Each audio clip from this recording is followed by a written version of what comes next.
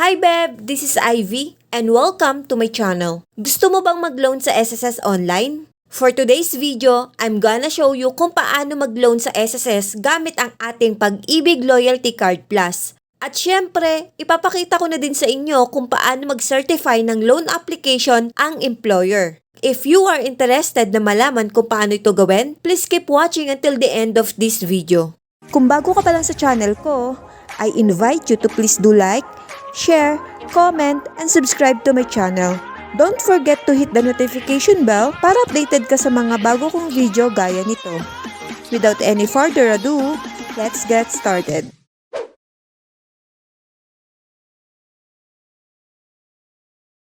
Reminder lang Beb, bago po tayo mag-loan or mag-claim ng kahit anong SSS benefits, dapat mayroon kang approved DAEM.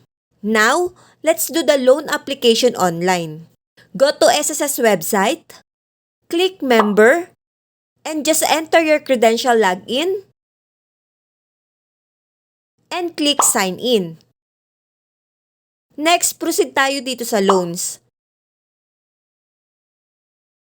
And click apply for salary loan. Double check the details kung tama. If not, click here to update.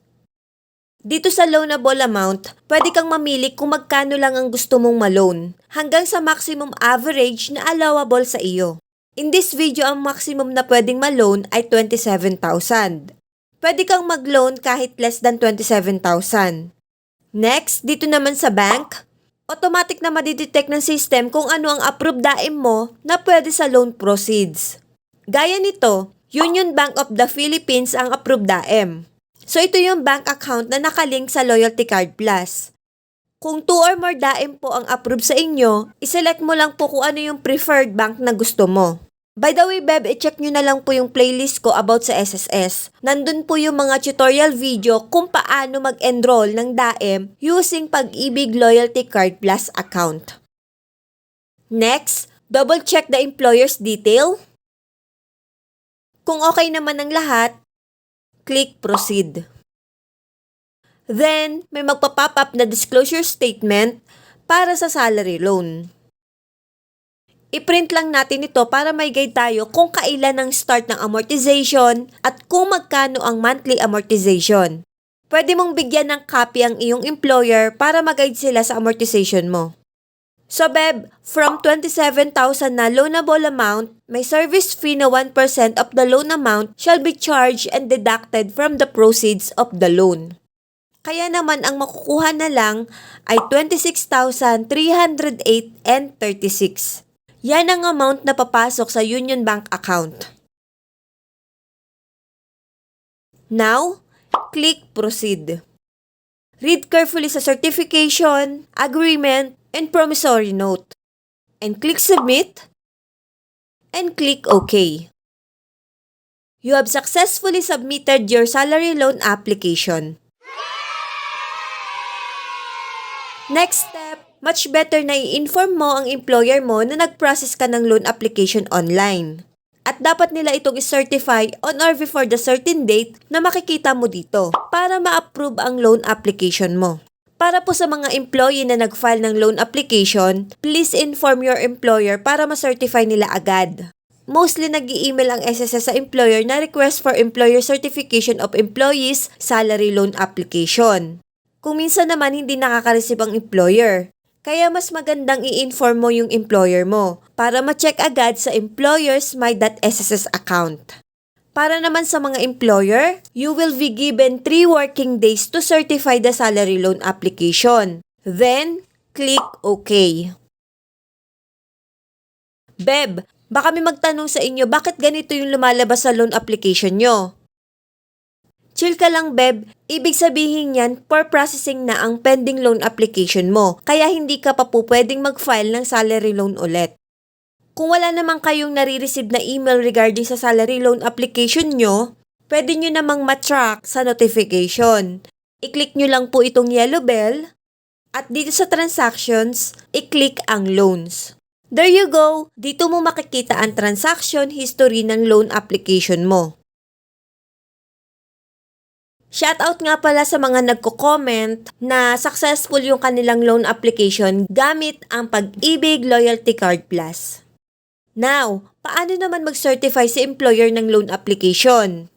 Beb, this time ito ay para sa employer's guide naman. Ang mga nakaka-open lang nito ay yung mga authorized employee lang. So go to SSS website and i-click ang employer. Enter the credentials login.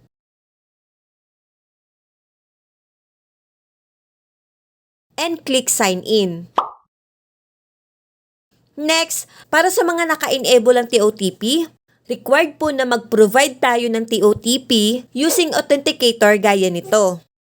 Sa mga hindi nag-setup ng TOTP, okay lang po dahil madadirect na kayo sa dashboard ng employer's My.SSS account. May separate na video ako nito kung paano i-set up ang TOTP for employer's account. So check nyo na lang po yung playlist ko. Since activated ang TOTP, i-click nyo lang po itong Get PIN. Then, i-open ang Google Authenticator kung saan ito naka-download.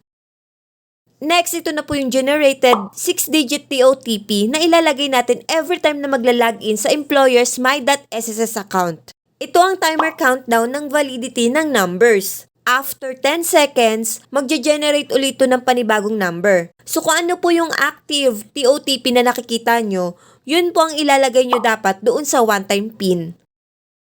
And click Login. Next, pwede po kayong mag-proceed dito sa Services and click Certification of Loan or Claim. Since kita naman agad dito sa dashboard ang Certification of Loan, Claim, Benefit, dito na lang po tayo magsaselect.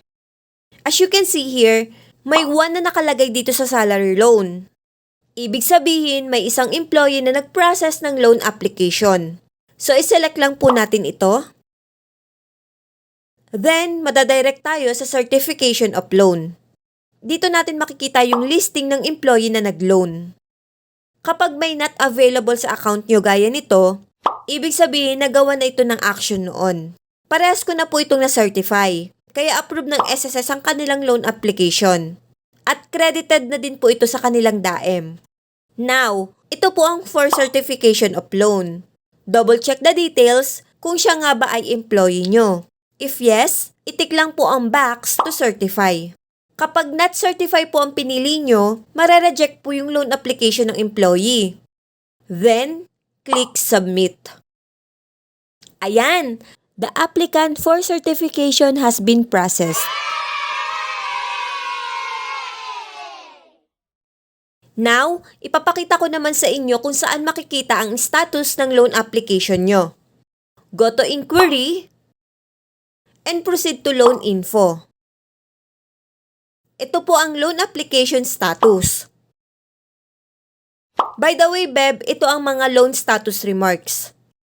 Kapag disbursement through bank-C, canceled ang loan application mo. May marireceive ka namang notification about dito. Kapag -E naman, ito ay encoded for validation. So, under processing pa po ang loan application mo. Kapag Q naman, ito ay qualified na. At kapag G, ang ibig sabihin nito ay granted na. At wait nyo na lang po na makredit sa DAEM nyo. Once na-approve na ang loan application ng employee, may marireceive na email ang employer gaya nito, na approve ang salary loan. At naka-indicate sa email ang loan informations, like name ng employee, loan type, magkano ang na-loan, at kung magkano ang monthly amortization na ikakaltas ng employer, at kung kailan mag-i-start ang pagkaltas ng salary loan. Siyempre, may reminder notice din para sa mga employer na dapat mabayaran ang monthly loan amortization not later than 10th of the month para maiwasan ang loan interest penalty. Ang processing time for loan application ay umaabot ng 3 to 10 working days. In my case, February 3 ang loan application. And at the same day, na-certified ito by employer's account. Then, nung February 7, loan approved by SSS. Then, after 3 to 5 working days, loan credited to Union Bank na. Sa mga nagtatanong naman kung magkano ang pwedeng ma-loan, Ang halaga ng salary loan ay ibinabatay po sa average ng inyong 12-month latest posted contribution or salary credit at sa bilang ng inyong hulog na nasa inyong SSS record prior to your loan application. So I think that's it for this video. Sana nakatulong sa inyo and thank you so much sa walang sawang pagsubaybay nyo sa mga video ko. Please do not forget to like, share, comment, and subscribe to my channel and hit the notification bell para updated kayo sa mga video ko gaya nito. Thank you and God bless everyone. Follow for more.